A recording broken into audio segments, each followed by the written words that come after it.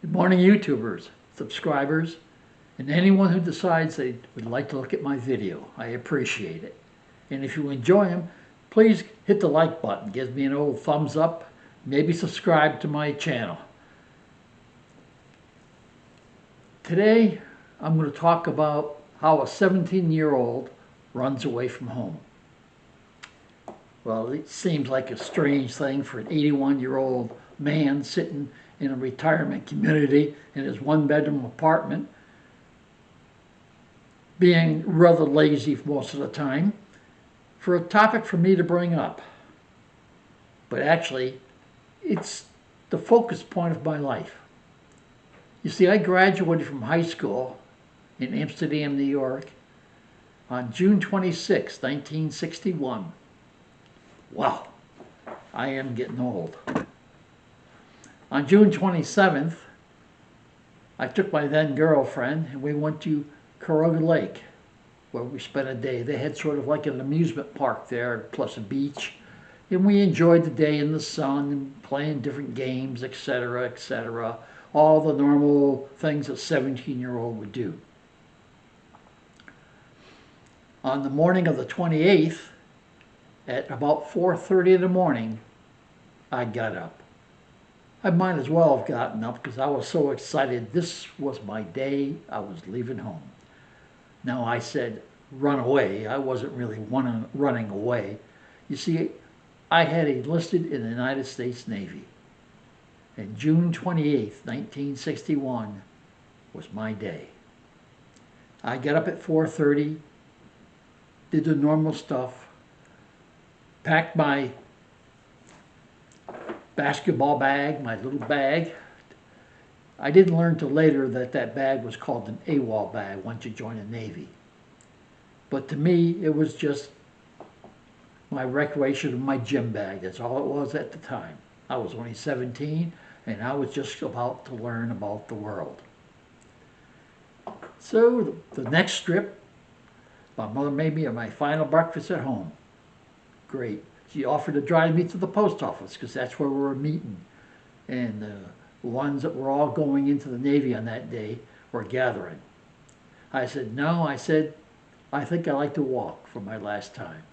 I mean, it was only about maybe a 2-mile walk, 2.5 miles. I was 17. I mean, at that point, I could probably walk around the city 3 times and still have plenty of exercise and energy to go. So there we were. I made it to there. Probably around 5:45 in the morning. I think we had to be there at 6. And sure enough, at 6 o'clock, the recruiter shows up in this Navy van, and we pile into it. It was myself and 4 other people. 5 of us joined the Navy that day. 2 of the 5, plus myself, had all graduated on the 26th. They were all my classmates. The other 2, one came from Broad Auburn, and one came from, I believe, Fonda. So we took our trip to Albany, New York. There in Albany, we raised our hand and was sworn in. Ah, we are in the Navy now. Then my next experience.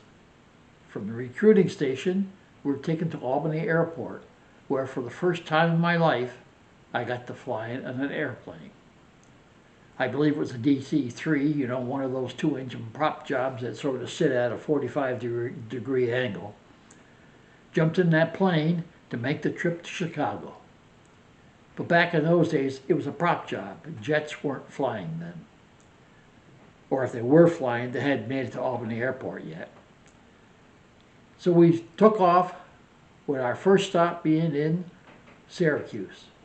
Second stop was in Buffalo. Third stop was in Chicago. That's what we called the old puddle hoppers back in those days. Mail runs, whatever you want to call them, hitting every airport between Albany and Chicago. In Chicago, we were gathered together with a group of other people from all over. Put onto those big old gray Navy buses and driven to the Naval Training Center in Great Lakes.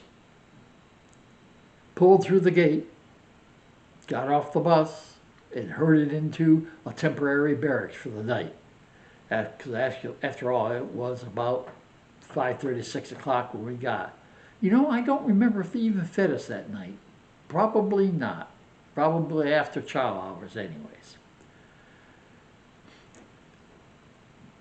We were all issued a blanket, a sheet, a pillowcase, 2 towels, 2 washcloths, and a ditty bag. Now, a ditty bag is this little bag that contained all the necessities of life. It carried a toothbrush, a razor, aftershave. It wasn't lotion then, it was cream. It was like in a tube like your toothpaste. Deodorant, just about anything you needed to survive. And their company commander said, "Gentlemen," that's the only time he called us gentlemen, was that day. He says, "Look into that bag." He said, "Do you see anything in there else?" And we said, "Sir, no sir."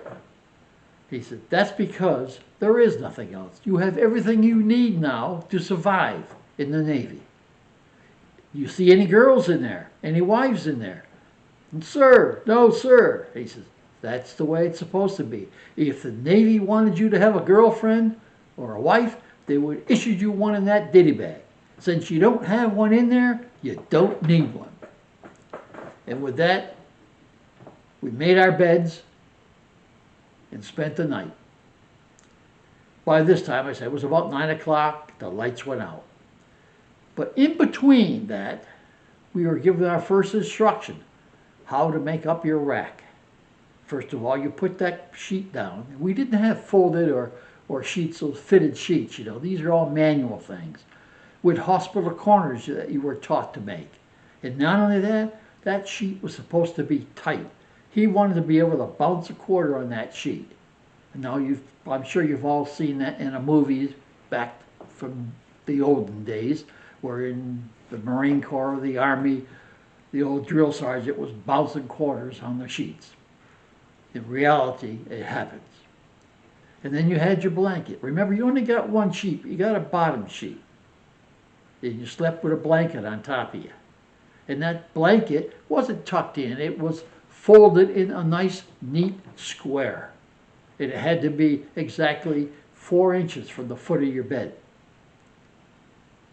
And tied to the end of your bed was that ditty bag.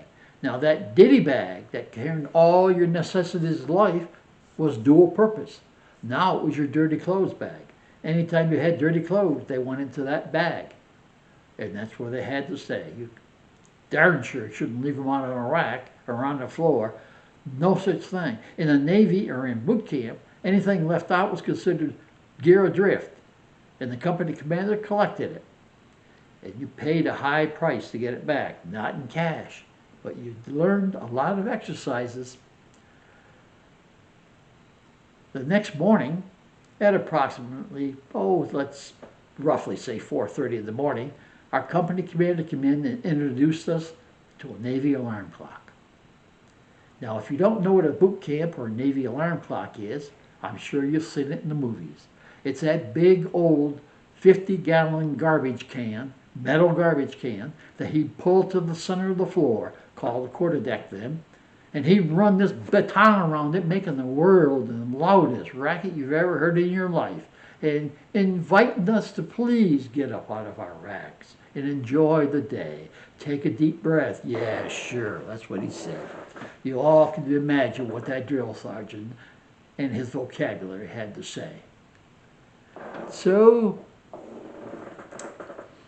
our first day in boot camp was about to begin. I hope you're going to be interested in it, because this saga is going to continue. In the next one, you're going to learn about my first day, how I was introduced to the friendly Navy barber, how I was issued my clothing, and how my life began. I hope you like this video. If you do, give it a thumbs up and like it, and stay tuned for the next edition.